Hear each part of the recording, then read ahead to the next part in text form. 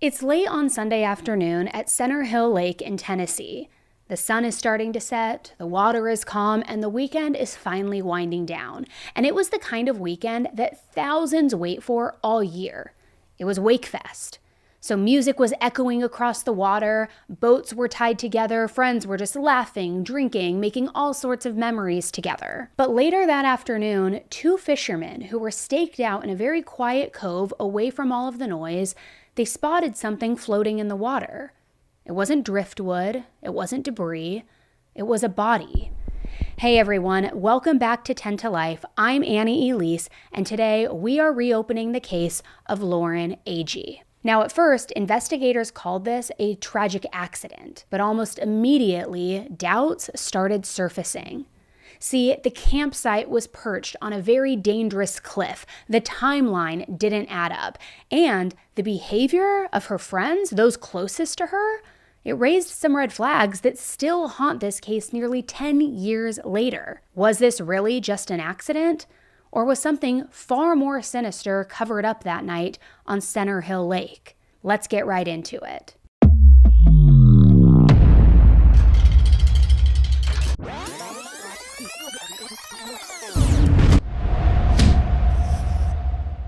Lauren Agee was a 21-year-old sophomore in college. She was studying criminal science and really wanted to pursue a path and a career in, the mysterious field of criminal justice and true crime and everything that rolls into it. She was your typical 21-year-old, fun-loving, dancing, party, fun girl. All around had a bubbly personality and it just enjoyed being with her friends, enjoyed laughing, and was very outgoing. The weekend of July 24th, 2015, Lauren went up to WakeFest in Tennessee with her childhood friend named Hannah Palmer. Hannah was driving Lauren's car, and on the drive, they were taking selfies, they were having fun, listening to music, just really excited for the weekend ahead. Joining them that weekend was Hannah's boyfriend, Aaron Lilly, and his friend, Christopher Stout.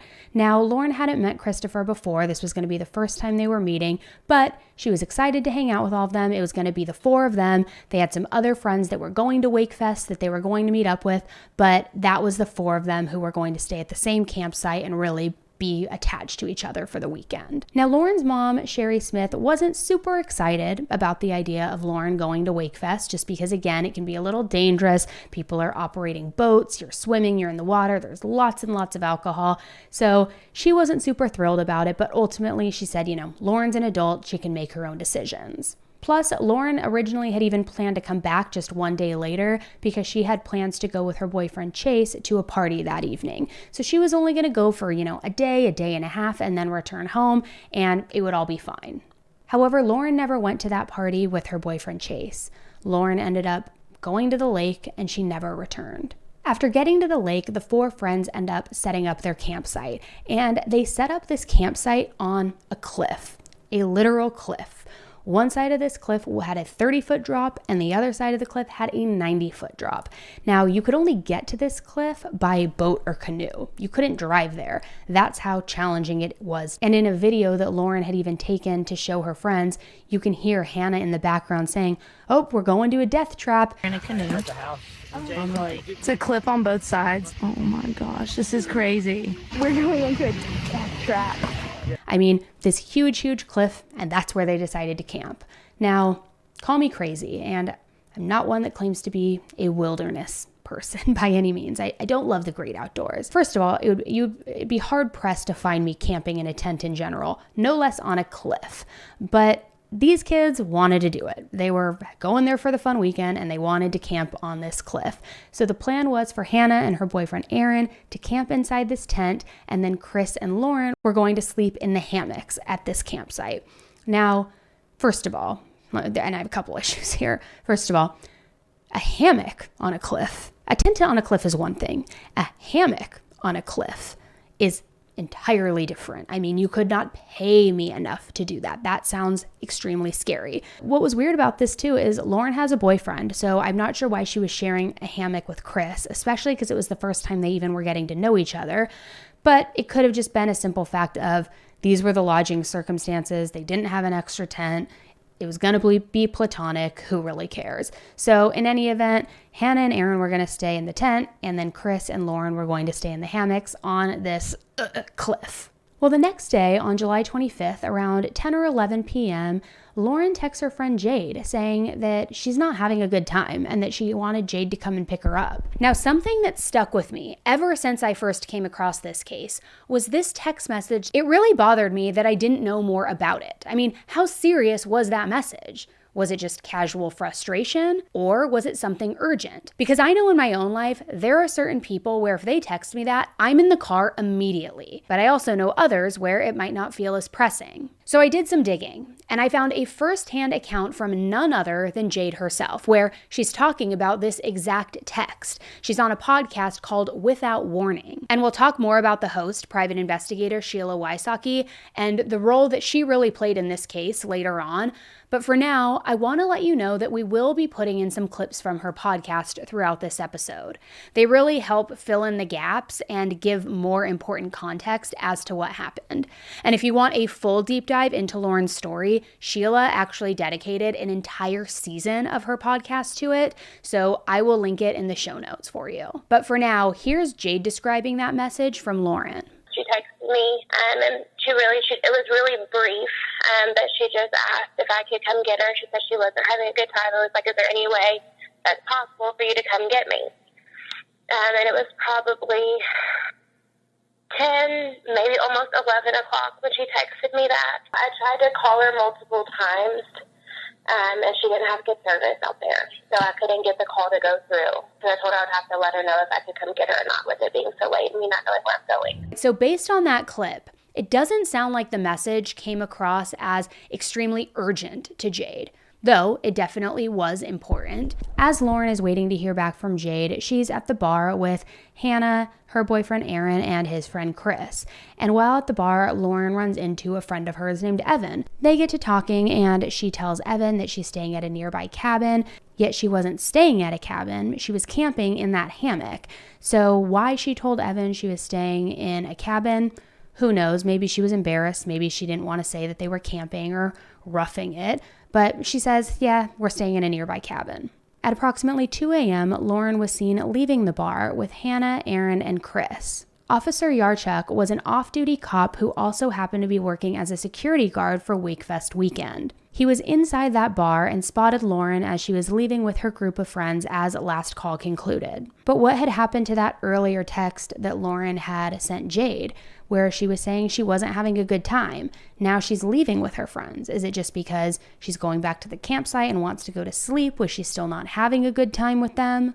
Was there maybe an argument or a rift or something going on between her and her friends? We're going to keep digging into those questions. But first, I want to share a detail that I think is important. And it comes from Evan, the same friend that Lauren told that she was staying in a cabin instead of a hammock. In one of his interviews with investigators, he answered what I think is a crucial question. This clip comes from Sheila's podcast, Without Warning. Can you start what Lauren's condition was leaving the bar that Saturday night?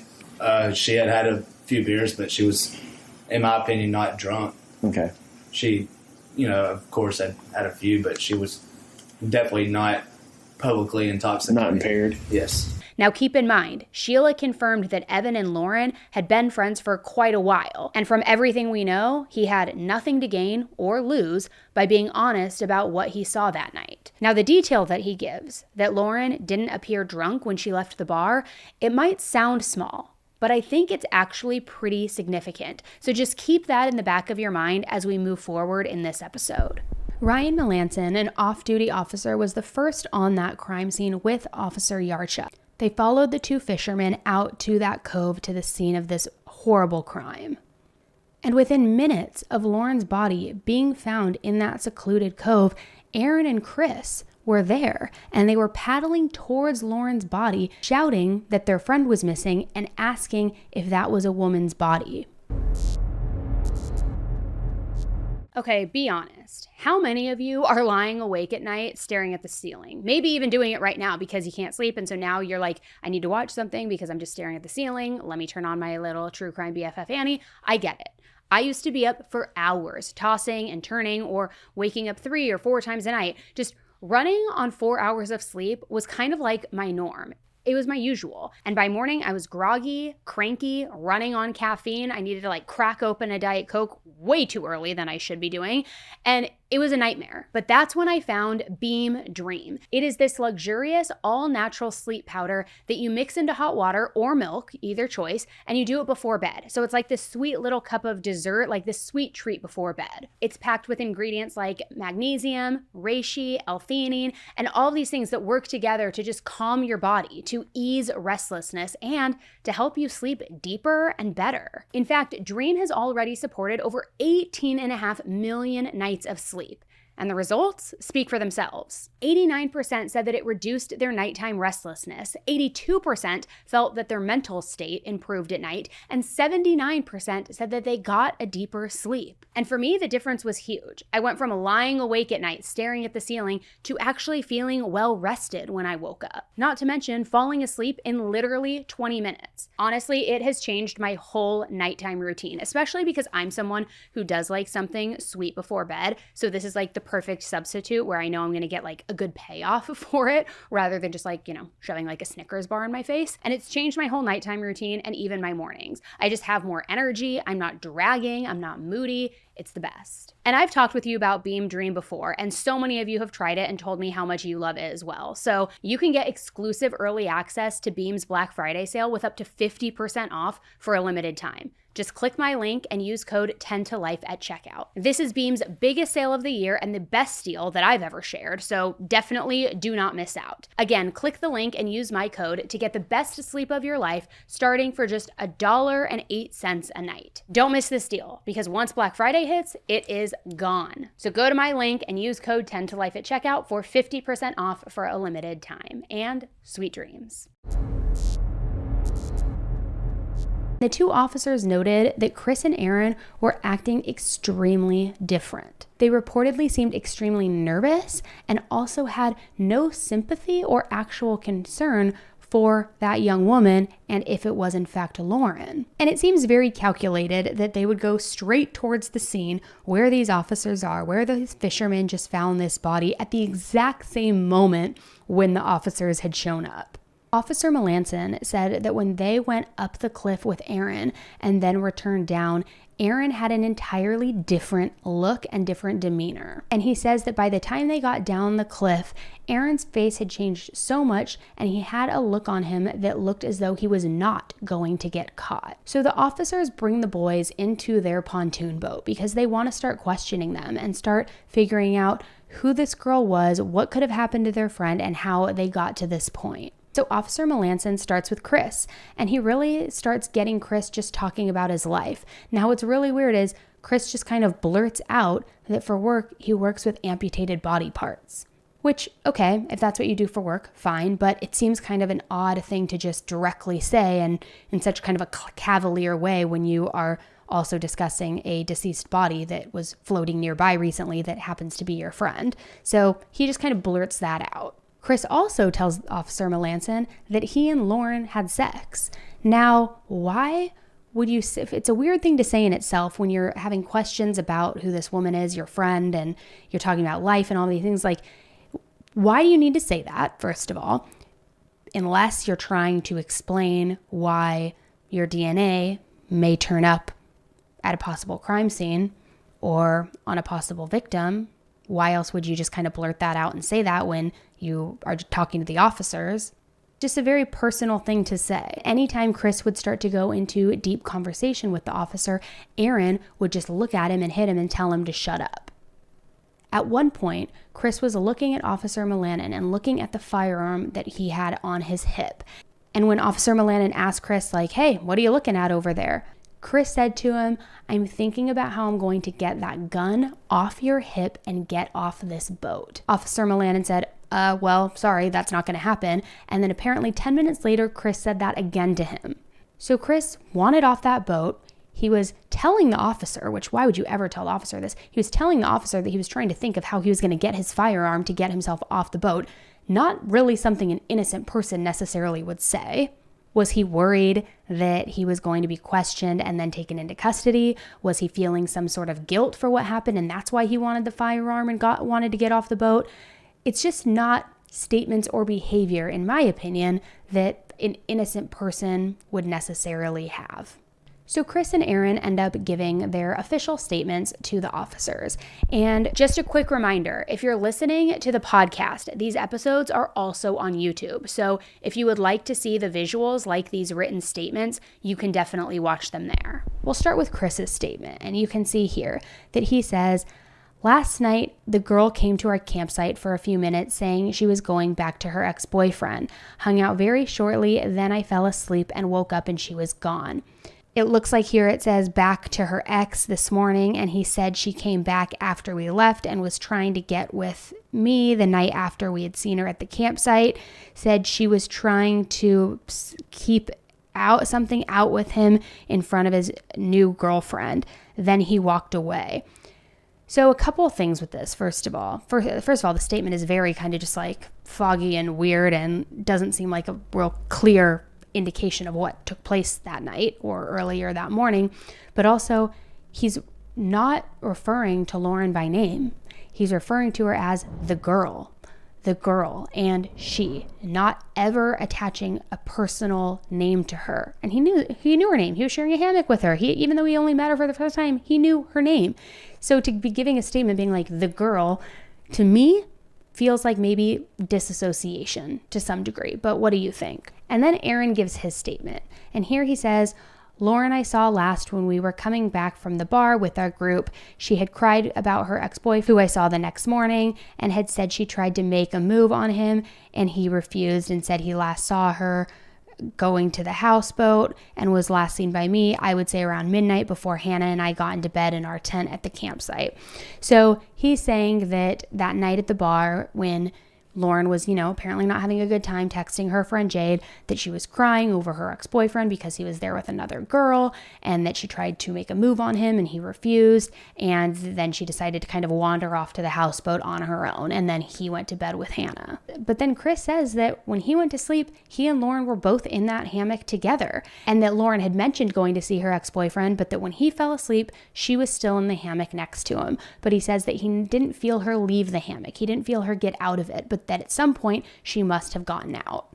However, if anybody is familiar out there with these ENO hammocks, you will 100% feel if somebody is getting in or out of that hammock. It is very, very sensitive. And so you would absolutely, in my opinion, you would absolutely feel if somebody was either getting out of the hammock or if somebody was climbing on in. And they are so sensitive, in fact, that you oftentimes feel like you're going to completely just flip over or start spinning. It kind of it's a netting that kind of cocoons around you a little bit. And so you don't fall out while it's cocooned around you. But if somebody gets in, they have to kind of peel it back on either side to then crawl in. So you would absolutely feel it. So if she did, in fact, get out of that hammock at any point by herself, it's hard to believe that he didn't feel it. At least in my opinion, it's very hard to believe. So then the officers, of course, decide they need to also talk to Hannah. They need to talk to Lauren's friend because she was one of the last known people to be with Lauren at that bar and at the campsite. So they go and speak with Hannah. Hannah says that she woke up and immediately asked Chris where Lauren was.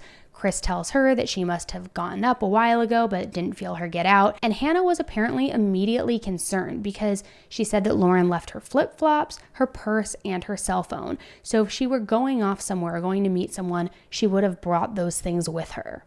Now, Officer Yarchuk is the one who spoke with Hannah right after Lauren's body was found, and he describes Hannah's demeanor as being extremely flustered, but not in a devastated way.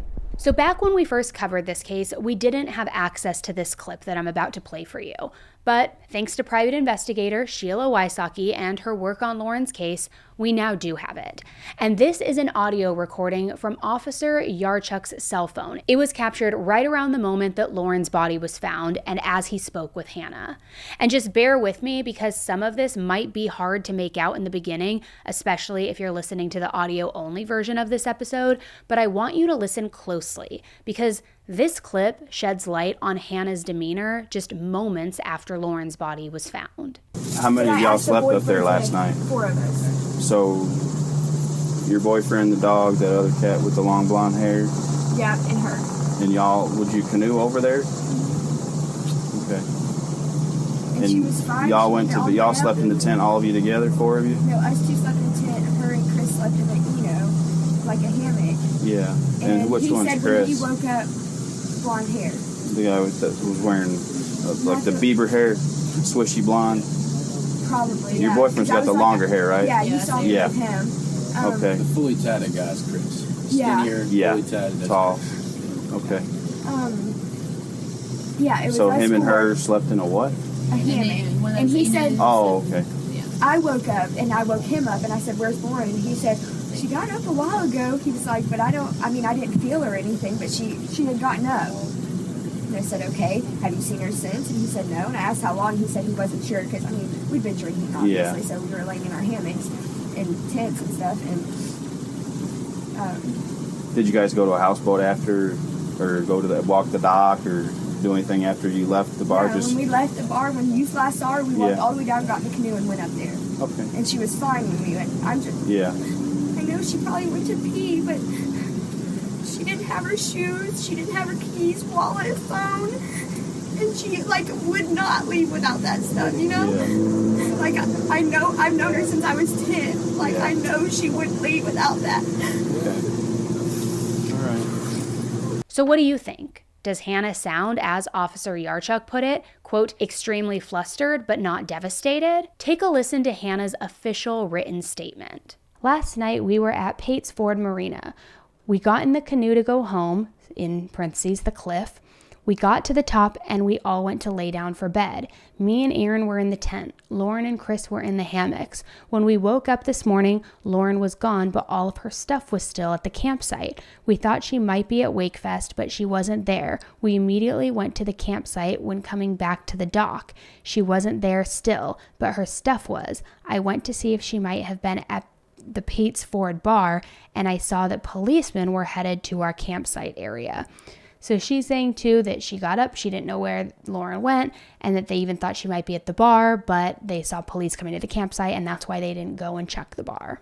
However, after waking up and realizing that Lauren wasn't there, and the suspicious circumstances of all of her belongings being left behind, the group of friends never went to get help. They never went to go find this ex-boyfriend or find a friend or go to the bar. In fact, they never went to go get help. Instead, they continued to go to WakeFest and say, we thought she maybe went to WakeFest and we didn't see her there. So if you're on a cliff that high, and if your friend is missing in the morning and leaves behind her cell phone and her belongings, especially like her shoes, wouldn't you immediately go into panic mode looking for your friend, trying to make sure that everything was okay, not just go to WakeFest and to go party? Chris told police, "It almost feels like I'm a suspect right now, and I know you guys are just doing your job."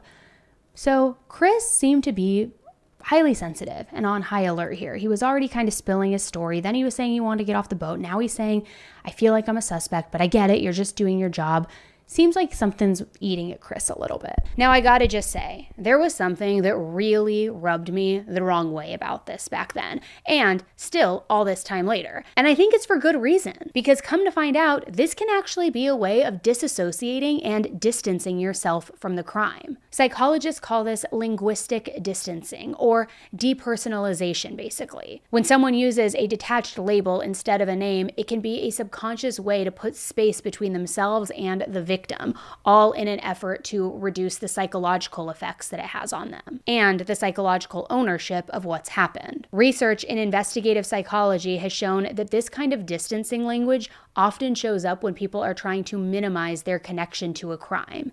And there have been plenty of suspects who have later been proven guilty, like, Chris Watts, Scott Peterson, who did depersonalize from their victims by referring to them in vague, generic terms rather than directly by name. Now, speaking in this way isn't definitive evidence of somebody's guilt, obviously. Some people naturally talk vaguely when they're nervous or when they're under pressure from authority or an intense situation. But here's why it really stands out in Chris's case. He had just been with Lauren. He knew her name. He knew who she was. He even told the police that they had sex the night before. So the fact that he repeatedly chose to call her the girl instead of Lauren, or even my friend, It raises a giant red flag that I cannot move past. So all of the friends at one point or another try to make it a point really about the ex-boyfriend being there, whether they're trying to make that the reason as to why Lauren may have wandered off, or if they're trying to loop the ex-boyfriend in as though maybe he has some responsibility in what happened. They really are trying to make a point of this. And this ex-boyfriend who was there did have a new girlfriend, and although there apparently were a couple tense moments or two between the exchanges, reportedly it never went any further than that. And there was nothing to suggest that he had done anything to Lauren or that he had anything to do with what happened. Lauren's mom and stepdad immediately went to the hospital after an officer had showed up at the house to let them know that there had been an accident. Once they arrived at the hospital, the officers let them know that Lauren unfortunately didn't make it and that it was believed to be an accidental cliff jumping accident. An autopsy report suggested that Lauren must have slipped off the cliff from that campsite and fallen into the water.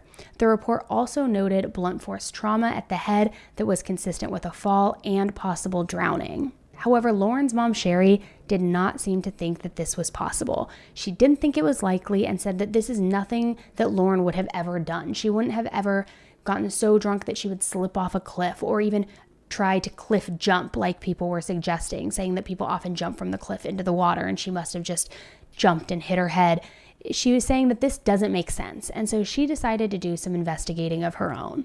The following week, Lauren's mom began asking for friends and different people if they had any photos or videos of people cliff jumping from this cliff, and nobody had any. Nobody had any footage, any photos of people doing this because apparently it just wasn't a thing. Or was it? See, when I first dug into this case, I didn't question this all too much, okay?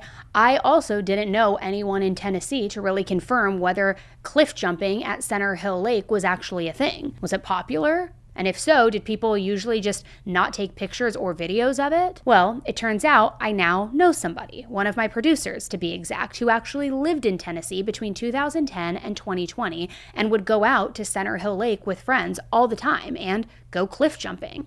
According to her, it was a huge activity, and the whole point was to get photos and videos because it looked cool.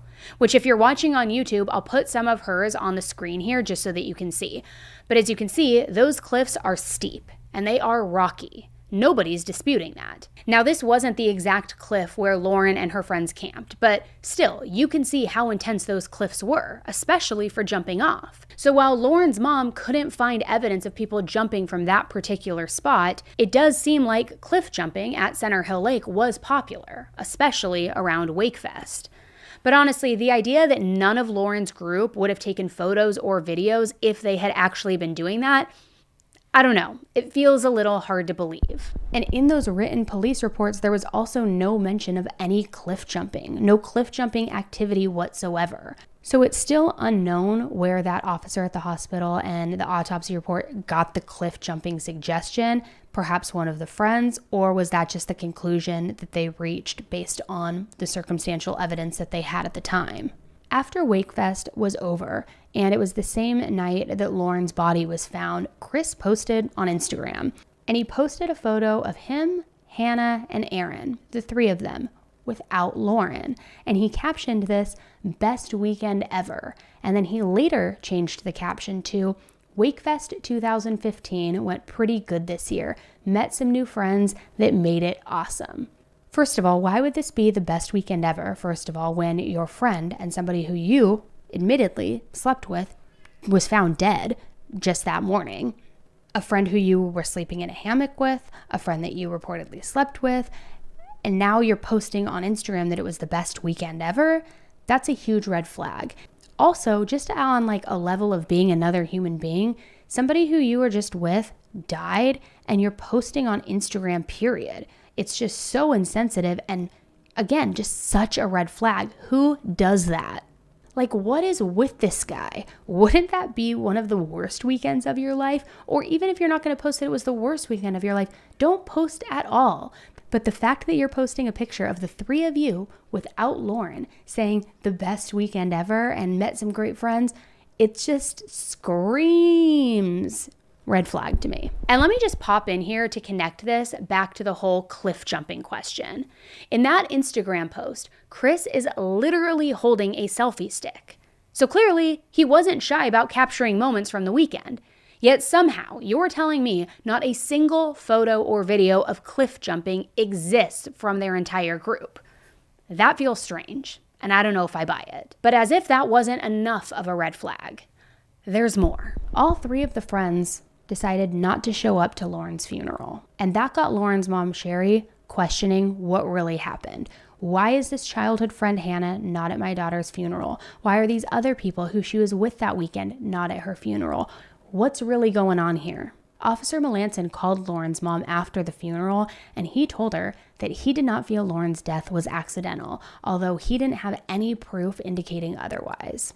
A few months later, the DeKalb County Police Office closed the case, and a medical examiner ruled Lauren's death as accidental. And the report says that Lauren fell from a cliff, landed on the rocks, and then rolled into the lake. Sherry was given Lauren's belongings back, but a couple key items were missing from her belongings. Her sleeping bag was missing, and pieces of her clothing were missing. So none of this was sitting right with Lauren's mom, Sherry. I want to pause here for a moment because this is really where Lauren's case begins to shift. And it's all because Sherry doesn't just sit on the sidelines.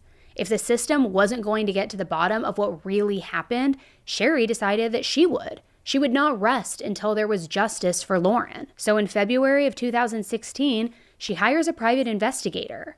And that, of course, is none other than Sheila Wysocki, who we've been referring to on and off throughout the episode. And yeah, something I haven't mentioned until now is that Sheila didn't just take, a keen interest in digging into Lauren's case, but since 2016, she has poured countless hours into the case, determined to uncover the answers that the investigators never could. And some more background on Sheila, because I think it is worth noting, she's not just known for being a PI, but she's also known for solving the murder of a friend when the police weren't able to, 26 years after the fact. And that's the heartbreaking case of Angela Samoda, who was Sheila's friend and also her former college roommate back in 1984. So all of this to say, by the time that Sheila partners up with Lauren's mom, Sherry, this is not her first rodeo. She's a renowned PI, and to this day, Sheila is a very fierce advocate for justice who dedicates her life and time to helping loved ones get answers. So I simply could not revisit this episode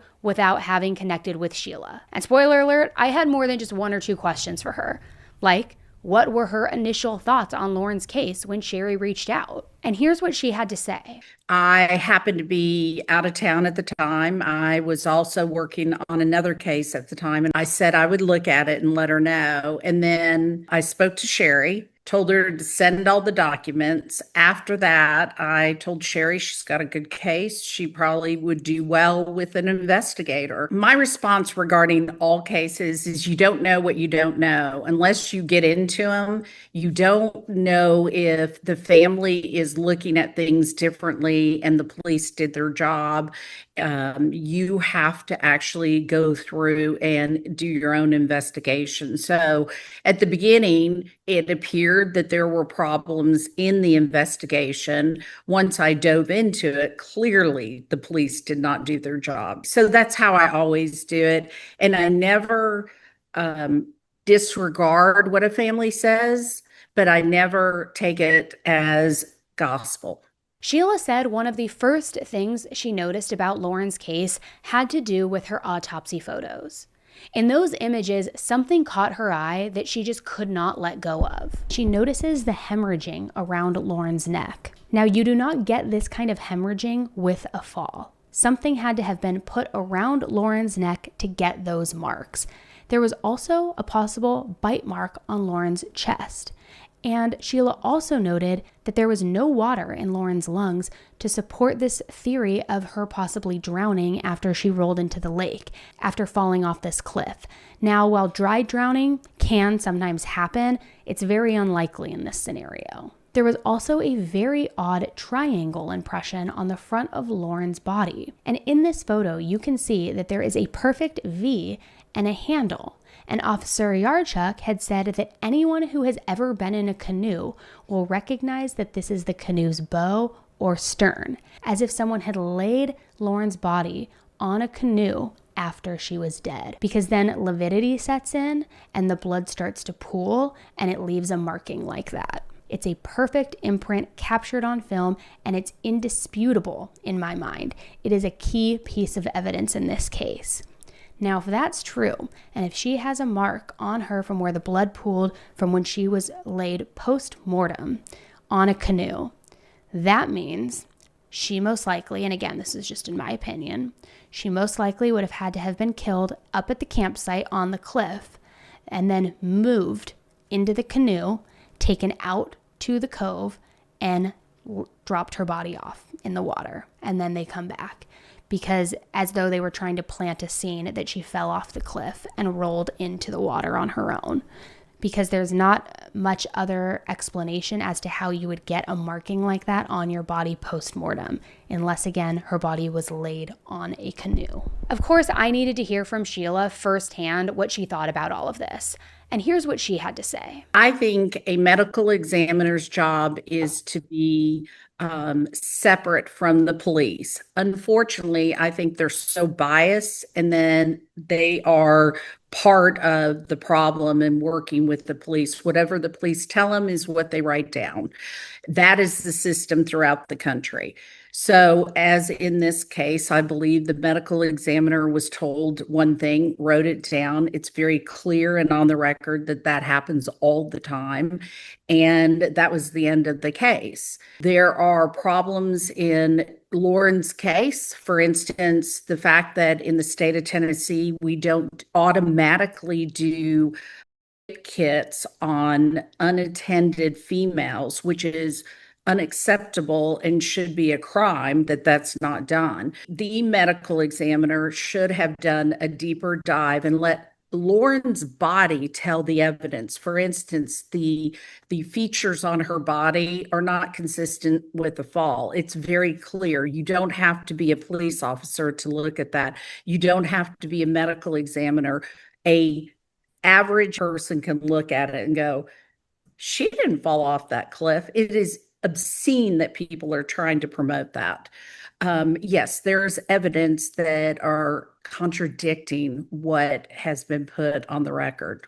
If Lauren truly fell off a cliff while wearing her clothes, her little hot pink shorts and her black top, wouldn't there be major scratches and marks all over her body? Wouldn't she have cuts and bruises, blunt force trauma to the head, all of these things that are indicative of a fall down a 30-foot or 90-foot cliff? Wouldn't there also be tons of blood everywhere? Wouldn't her clothing have been ripped from the fall down?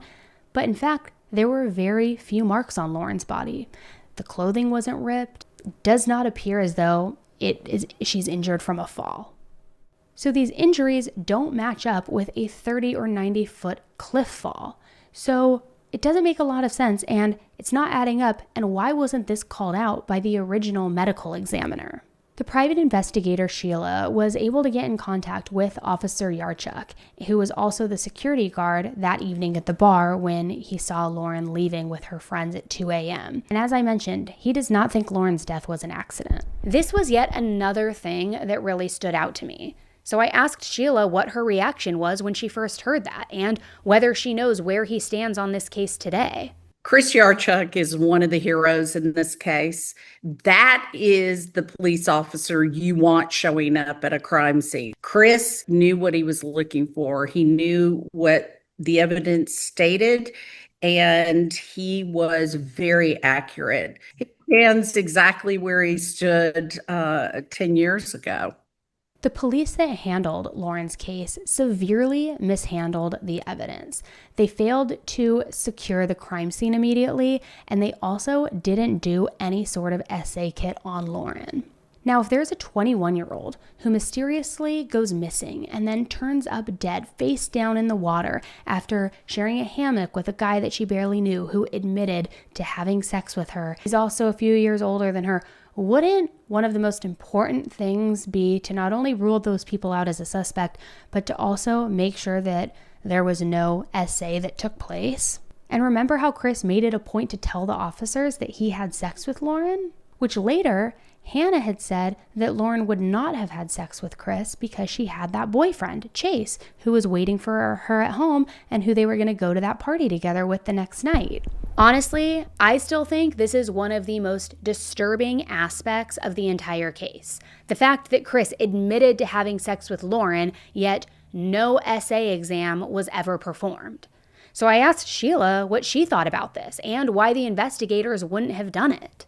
He told an off-duty police officer that he had had sex with Lauren after the off-duty police officer said, "We will do a rape kit," which is logical and normal, you would think, except for in the state of Tennessee and Texas and a few other places. So it's consistent across the country. But what it tells me, I have a very strong opinion about no rape kits and them not being processed. We see over and over cases are resolved once you do kits, and other cases are tied to it.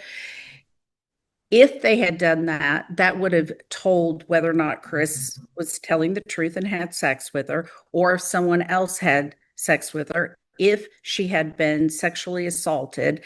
And the fact that a police officer who was the detective, Jeremy Taylor, on the record said she had her period, and that's why they didn't do a rape kit, makes you wonder the quality and mental state of the men involved in the judicial system and the criminal justice system. So all of this is also a big red flag. You have him saying he had sex with her friends saying that would never happen. You have no essay kit taking place.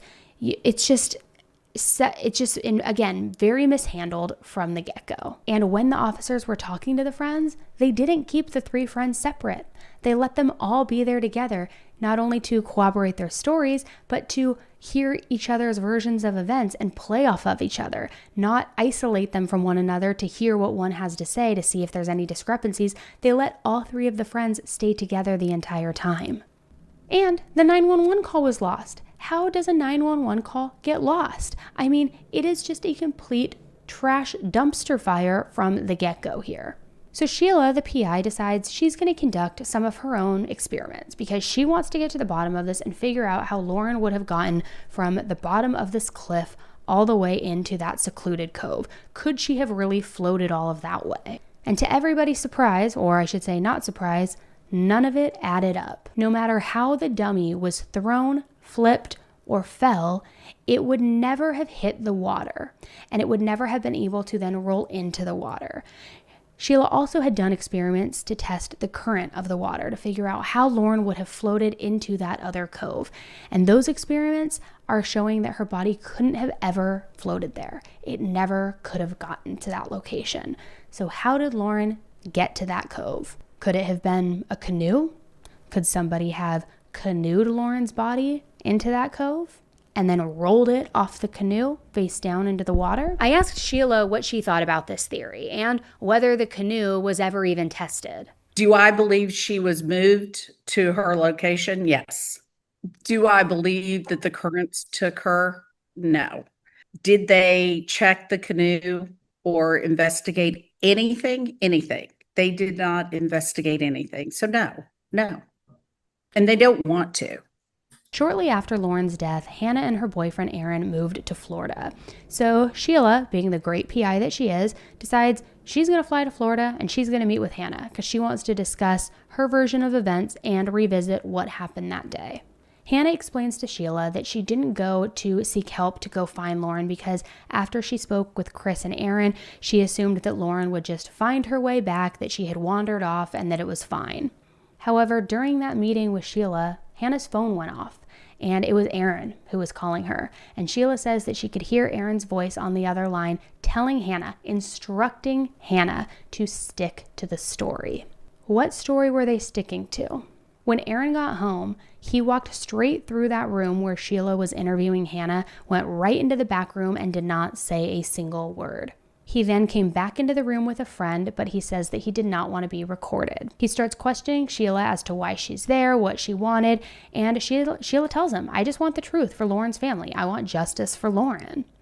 Aaron tells her that he talked with one of the detectives, Detective Jeremy Taylor, numerous times, and that they had all even agreed to give a polygraph, and then that the detective had said that it wasn't necessary. So he says, we talked to the detective, we offered a polygraph test, he said it wasn't necessary, so now why are you here? What are you trying to figure out? So then Hannah chimes in, and Hannah says they only want answers, so I'm going to be honest. But no real admission or guilt or anything is stated. First of all, as an investigator, I'm not there to get you. I'm not there to create or make up anything. I just want the truth. That's all I was there for. When Aaron showed up, I was with another investigator, and she and I both agreed it was time to get out of there. He walked in hot. And again, I'm not there to get you. I'm there to get the truth. Talk to me. Just tell me what happened. I go and talk to so many people that tell me their side of the story. Just tell me your side of the story. And if you want me to leave, I'll leave. I'm not there to cause a problem. I'm there to find out what happened. And I believe Sherry Smith deserves the right to know what happened to her daughter when she passed away, whatever it looks like. With Sheila's work and help, alongside the help of an attorney named Alex Little, Sherry, Lauren's mom, was able to file a wrongful death lawsuit, and she filed a $10 million lawsuit on behalf of her daughter, Lauren. She filed this lawsuit in July of 2016, and she filed it not in hopes of getting that money and getting a single penny of that $10 million, but she filed it in hopes of getting those 3 people to start talking. She was hopeful that this would be the pressure that they needed to start speaking up and share what happened. But it did the actual opposite, and they all decided to just plead the fifth. All 3 of them refused to give any information. In fact, during one of those hearings, Hannah refused to answer direct questions, including, did you choke, strangle, or otherwise put your hands around Lauren's neck or throat between the nights of July 24th, that evening that you were together, or the time of her death? Also asking, did you intentionally or accidentally kill Lauren? A total of 154 questions, all to which Hannah refused to answer. Now, those are not hard questions or difficult questions to answer if you are an innocent person. But to not answer 154 questions of that nature, to me, throws up a red flag. And if you're wondering, yes, I still feel the exact same way about this today. Red flag after red flag. In 2017, Hannah ended up filing a summary judgment, and it was granted. A judge ruled that there was not enough evidence for this wrongful death suit against Hannah. However, it was still pending against the 2 boys. She was then removed ultimately as a defendant from the lawsuit. However, this didn't sit right with Sherry, so she filed an appeal. Now, since that ruling, a witness has come forward, an additional witness that hadn't spoken out previously, and this witness's name is Chris Brown, and he came forward with additional information that might be really important in this case. Chris testified that on the night/early morning of Lauren's death, he and his family had traveled to that same bar and dock center off that lake with some friends. He said that he was standing on the dock, and it was around midnight when he observed a white man swimming towards the dock and eventually climbing out of the water onto the dock. Chris says that the young man appeared extremely distraught and worn out. He apparently spit out water for several minutes before telling Chris and his family that he had almost drowned while trying to swim and search for his friend. Now, Chris said at the time he didn't think much of the incident until he then learned about Lauren's death later that day. He said he simply had a gut feeling that the young man that he saw might have had something to do with it and may have been involved. Well, months later, Chris was discussing Lauren's death with his hairdresser when he was shown some pictures of the group of the 4 friends, and he immediately says, that's Aaron. He points out Hannah's boyfriend Aaron as the person he saw that night swimming up to the dock, being distraught, spitting out water, saying he had been trying to swim to search for one of his friends. So if it were Aaron, why was Aaron swimming in the middle of the night, especially when he said that he was sleeping this whole time? What friend was he searching for? I thought he had no idea where Lauren went. What really happened? Could he have been swimming back from a canoe after dropping Lauren off in the cove, after planting evidence and staging a scene?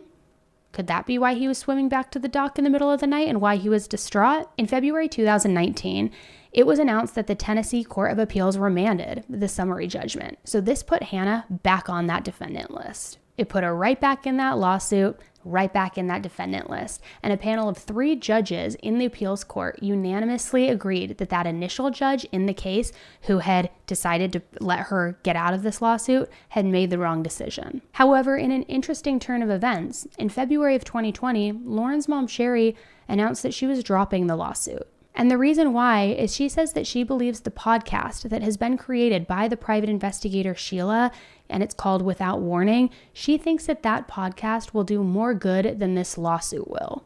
She says it's clear that the 3 friends aren't willing to speak out at all, but that for her, she just wants to get Lauren's story out there, and that this podcast probably is the best method to do that. She's hopeful that it might bring justice and might bring somebody who saw something that night or heard something during those days or has heard something from the friends since then. She's hopeful it might bring somebody forward. Because remember, we do know Chris loves to talk quite a bit, so perhaps he gloated or perhaps he confided in somebody along the way over the last few years, and maybe new tips will start to emerge. That decision really shows the power of bringing a case like this into the public eye.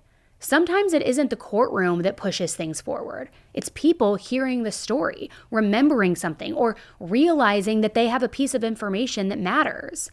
So I asked Sheila if her podcast has done just that, if it's led to new tips, updates, or leads over the years. I released Without Warning in order to further the case, and that's exactly what it did. It also shined a light on the system itself. So it educated people and also helped move the case forward. Everything that has happened in that case pretty much is public. Anything that we're holding back is for later. Here's Sheila talking with Sherry, Lauren's mom, about how Lauren's death has affected her and her family. It's like she died yesterday. We spent those 4.5 years researching, trying to talk to people, trying to find out what happened to her. We even filed a wrongful death lawsuit to try to get information so we could find out what happened to Lauren. We are at a point right now that we have decided that to pursue the lawsuit in DeKalb County would be a moot point. We're not going to get anywhere in that county at all. So we have decided to drop the lawsuit. But I think our time is better used helping other families and making sure that this doesn't happen again. Back in 2021, a friend of Lauren's revisited the site of that fateful day, and she recounts what it was like for her and what really happened. So it's been a little over 5 years since I've been back to this actual marina. It's kind of weird, just the fact that I had a friend that passed away here, and that whole weekend was just not something I'd ever want to relive. About right here is where we can climb up to the campsite. The theory that is going right now, she woke up in the middle of the night, she fell out of the hammock going to the bathroom, and she stumbled into the water. You can't fall out of this hammock unless the ropes break. To demonstrate, Cassie brought a hammock similar to the one from that weekend. And this is your hammock. You just get in.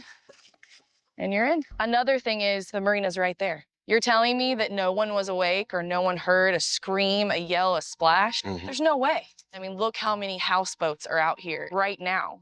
Just imagine WakeFest. There's twice as many boats here. To this day, nearly a decade after Lauren's death, no arrests have been made. Hannah, Aaron, and Chris are living their lives as if nothing ever happened. And it's worth asking, where are they now? I know a lot of you want to know what happened to Aaron, Hannah, and Chris after all of this.